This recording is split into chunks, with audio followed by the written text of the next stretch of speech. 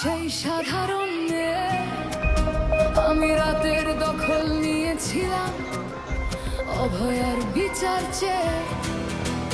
যতই কাকিমা আপনি আজকে করুন অস্বীকার, সেদিন রাতে আমরাই ছিলাম ছিনিয়ে আনতে বিচার।